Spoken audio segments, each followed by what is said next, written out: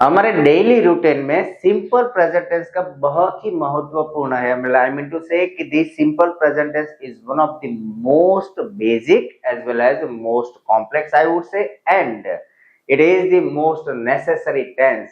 सारे के सारे जो ग्रामर हम सीखते हैं उसमें सारे जो टेंस है उनमें सिंपल प्रेजेंट टेंस एक ऐसा टेंस है कि अगर आपने इसे सीख लिया, अगर आपने ये टेंस को प्रॉपरली समझ लिया और उसके अकॉर्डिंग आपने सेंटेंस बनाना शुरू कर दिया, दैट मीन्स कि आपका ग्रामर का जो रेस है, the race for learning a grammar, that would be fulfilled up to 90%। Yes, आपको सिंपल प्रेजेंट टेंस एक बार प्रॉपरली समझना है। एक बार आप समझ गए तो आपका इंग्लिश का जो रिक्वायरमेंट है वो खत्म हो जाएगा। So welcome back to your favourite YouTube channel English with Deepak. मैं हूं आपका ट्रेनर द इंग्लिश कोच दीपक।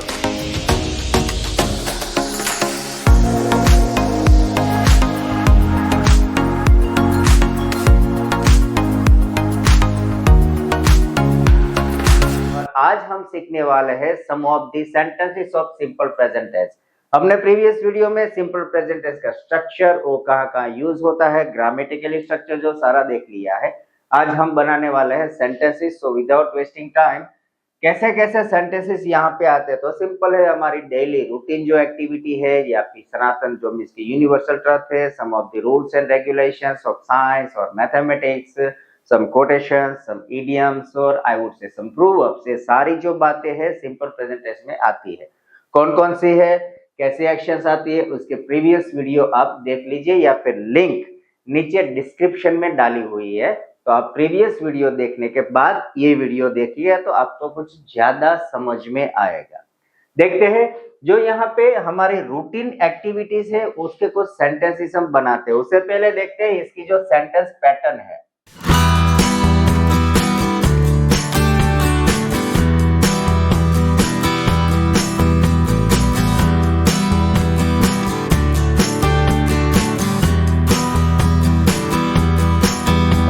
सबसे पहले आएगा सब्जेक्ट, उसके बाद ऑब्जेक्ट, उसके बाद verb, object and then comes the extra words. Okay, extra words क्या है? वो कुछ नहीं, जब भी आप सेंटेंस बनाओ आपको कुछ बातों का ध्यान रखना है। जब हम सेंटेंस बनाते हैं तब ऑलवेज आपको फोकस करना है सब्जेक्ट, यानी कि वाक्य में जो सेंटेंस है उसमें क्रिया करनार व्यक्ति कौन है, दी सब्जेक्ट लाइन।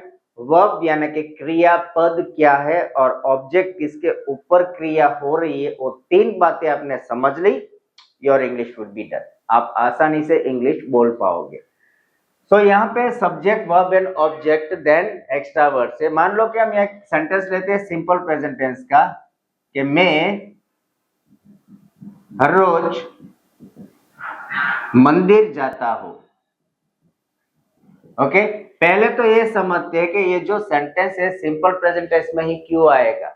तो ऐसी एक्टिविटी आपको ध्यान रखना है, कोई भी ऐसी एक्टिविटी जो पास्ट में, प्रेजेंट में और फ्यूचर में सेम होनी चाहिए। मीन्स के फ्यूचर में ऑब्वियसली पॉसिबिलिटी है।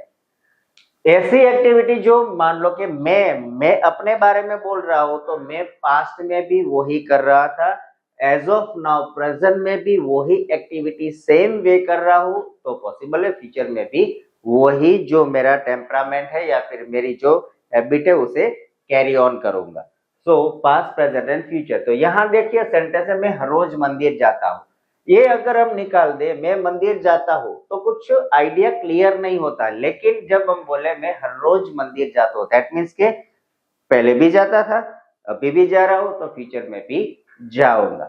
सो सेंटेंस पैटर्न देखिए, यहाँ पे हिंदी में क्या है, हमारी जो मदर टंग है उसमें ये पैटर्न नहीं चलती, सब्जेक्ट, वर्ब एंड ऑब्जेक्ट नहीं चलता। यहाँ पे क्या है देखिए, ये है हमारा पहला सब्जेक्ट मैं यानी कि आई, और फिर क्या है ऑब्जेक्ट है एंड जाना, दैट इज वर्ब है, आगे पीछे।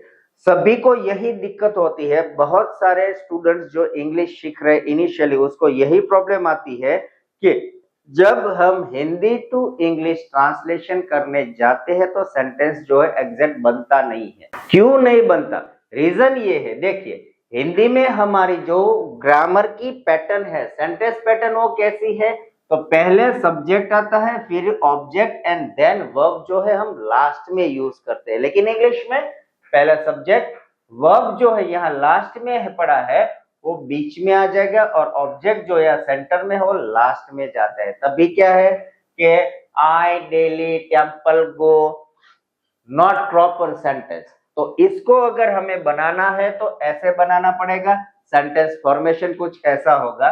तो पहले लेते हैं सब्जेक्ट यानी कि मैं, उसका क्या हो गया आई, फिर वर्ब तो जाता हूं। तो हमने सीखा था कि सिंपल प्रेजेंट टेंस में there are two types of verb, एक तो V1 वाला आता है टू बिना V1, और दूसरा जिसको हम सफिक्स ऐड करते हैं एस या ईएस लगाते हैं। यहाँ पे कौन सा आएगा? आप प्रीवियस वीडियो अगर देखा है तो समझिए और मुझे बताइए कि यहाँ जाना यानी कि गो, तो यहाँ पे क्या आएगा? गो होगा या गोज होगा? ओके, आइदर गो होगा या फिर गोज होगा, इनमें से कौन सा आएगा? तो रूल वहां पे ये था, जब हम वर्ब फॉर्म यूज करें तो हमें देखना है सब्जेक्ट, क्रिया करनार व्यक्ति कौन है, सब्जेक्ट लाइन में कौन है। तो अगर मान लो सब्जेक्ट में दे, आई, वी या यू हो तो वर्ब फॉर्म है जो ऑलवेज V1 आएगा। और अगर थर्ड फॉर्म सिंगुलर, तीसरा जो थर्ड पर्सन सिंगुलर है ही, शी या इट, तो उसके पीछे एस या ईएस लगेगा। तो यहाँ पे मैंने ईएस लगाया है, एस क्यों नहीं लगाया? तो उसके भी रूल्स है, जो रूल्स है, जो नाउन जो है उसके बहुवचन, like making the nouns in a plural, वो रूल्स यहाँ पे काम करेंगे। लेकिन याद रखना, कभी भी किसी भी वर्ब फॉर्म का दुनिया की कोई भी लैंग्वेज हो उसमें प्लूरल होता नहीं है। तो चलो हम देखते हैं यहाँ पे गो आएगा या गोज आएगा। देखिए सब्जेक्ट लाइन में क्या है, आई पड़ा है, तो हमने जैसे बोला था, अभी मैंने बोला दे, आई, वी या यू हो तो V1 आएगा, तो यहाँ पे आई है तो क्या होगा?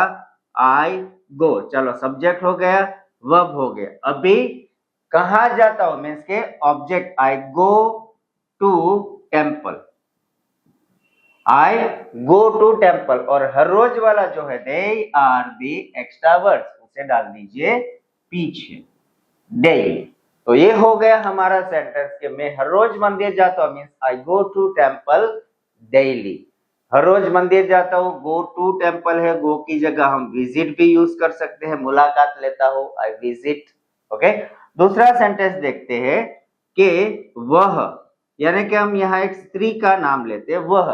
ओके, वह रोज खाना बनाती है। ओके, वो हर रोज खाना बनाती है। तो स्त्री है तो क्या होगा? वह का यहाँ पे सब्जेक्ट लाइन हो गई शी, और फिर क्या करती है? वर्ब क्या है? खाना बनाना। Okay, verb line is, verb क्या है यहाँ पे? खाना बनाना। ओके, बनाना। सो क्या होगा उसका? तो आइदर कुक, खाना बनाना यानी कि कुक, या फिर आएगा कुक्स। दोनों में से कौन सा वर्ब फॉर्म होगा? तो देखिए यहाँ पे सब्जेक्ट क्या है, सब्जेक्ट हमारा है शी, यानी कि ही, शी, इट हो तो वर्ब फॉर्म के पीछे एस या ईएस लगेगा, तो आएगा यहाँ पे ये वाला कुक्स। तो शी कुक्स, फिर क्या? खाना, food, she cooks food and हर रोज डेली। तो ये हो गया हमारा सेंटेंस दूसरा, कि वह यानी कि स्त्री हर रोज खाना बनाती है, शी कुक्स फूड डेली। और हमने ऐसे भी बात की थी कि कुछ ऐसे मैथमेटिक्स या साइंटिफिक फॉर्मूला है, तो उसके भी सेंटेंस देखते हैं। मान लो कि मैथ्स का है कि 2 और 2 मिलके 4 होते हैं, जैसे कि सेंटेंस है हमारे 2 और 2 मिलकर 4 होते हैं। तो ये क्या है कि एक मैथमेटिक रूल्स है, तो जब मैथमेटिक्स या साइंटिफिक रूल हो तो उसको भी हम सिंपल प्रेजेंट टेंस में ही इस्तेमाल करेंगे। कैसे? तो यहाँ देखिए सब्जेक्ट क्या है हमारे पास, यहाँ पे 2 and 2, 2 सब्जेक्ट लाइन है, फिर होते हैं या फिर बनाते हैं। ओके, क्योंकि आप ध्यान रखिए कि कभी भी आप एक लैंग्वेज से दूसरी लैंग्वेज का ट्रांसलेशन करते हो तो थोड़ा बहुत मॉडिफिकेशन जरूरी है। एग्जैक्टली वर्ड टू वर्ड, जिसे हम बोलते हैं डिट्टो कॉपी, पॉसिबल नहीं है। कुछ ना कुछ चेंजेस करना जरूरी है। कैसे कि यहाँ देखिए, दो और दो मिलकर चार होते हैं। हम इंग्लिश में समझ जाते हैं, हिंदी में समझते हैं, लेकिन इंग्लिश में यहाँ पे जब ट्रांसलेशन करें सेंटेंस में थोड़ा बहुत कुछ वर्ड्स में मॉडिफिकेशन यानी कि चेंजेस जरूरी है। कैसे होगा? तो दो और दो it comes to two and two. दो और दो क्या होते हैं? मिलकर चार होते हैं, मीन्स के मिलते हैं ना। So two and two make four. Simple sentence है, two and two make four. See यहाँ पे दो सब्जेक्ट है ना, तो इसके पीछे मैंने एस लगाया नहीं, क्योंकि दो सब्जेक्ट है। Two and two make four, दो और दो जोड़कर चार होते हैं। या फिर हम ऐसे कुछ यूनिवर्सल ट्रुथ ले ले कि फॉर एग्जाम्पल गांधी जी ने कहा था सत्य ही ईश्वर है। तो वहां पे मैंने बोला था जब देखा तब कि कोई भी सेंटेंस जो कोटेशन मार्क में आता हो तो वो भी सिंपल प्रेजेंट टेंस में ही आएगा। फॉर एग्जांपल गांधी जी ने कहा था, उसने तो जो कहना था वो तो कह दिया, वो अब नहीं रहे, लेकिन जो कहा था वो अभी है ना, सत्य ही ईश्वर है। तो ऐसे कोई भी कोटेशन सेंटेंस हो वो सिंपल प्रेजेंट टेंस में आएंगे। कैसे बनता है सेंटेंस? सो गांधी जी ने कहा था, पास्ट टेंस में कहा था ना, तो ऐसे होगा कि गांधी जी सेड, उन्होंने कहा था। क्या कहा? फिर कोटेशन मार्क, सत्य ही ईश्वर है, तो दी ट्रुथ इज गॉड। ओके, सो सत्य ही ईश्वर है। तो ऐसा सेंटेंस कोई भी कोटेशन हो वो भी क्या है, सिंपल प्रेजेंट टेंस में ही आते हैं। नेक्स्ट सेंटेंस हम देखें कि मैं हर रोज क्रिकेट खेलता हूं। ओके, सेंटेंस लेते हैं कि मैं हर रोज क्रिकेट खेलता हूं। ओके, ये सेंटेंस है हमारा कि मैं हर रोज क्रिकेट खेलता हूं। तो सब्जेक्ट क्या है हमारा यहाँ पे? मैं, so it comes I. Okay, फिर वर्ब फॉर्म, सब्जेक्ट हो गया, फिर होगा वर्ब फॉर्म। तो क्या है यहाँ पे? खेलना, सो आई प्ले। देखिए यहाँ पे एस ई एस नहीं लगा है, क्योंकि ये क्या है, सिंगुलर है ना, first person singular, they I we you, तो वहां पे एस ई एस लगता नहीं है। सो आई प्ले, फिर क्या खेलता हूं? क्रिकेट। एंड डेली, हर रोज खेलता हूं तो डेली। या फिर अगर आप ऐसे बोला कि मैं हर संडे क्रिकेट खेलता हूं, तो यहाँ पे क्या होगा? आई प्ले क्रिकेट एवरी संडे, हर संडे क्रिकेट खेलता हूं, दैट मीन्स एवरी संडे। तो ये जो वर्ड है एक्स्ट्रा वर्ड, आप शुरुआत में भी जब when it comes to spoken English, तो जरूरी नहीं है कि ये जो यहाँ पे है एवरी संडे वो लास्ट में ही आए।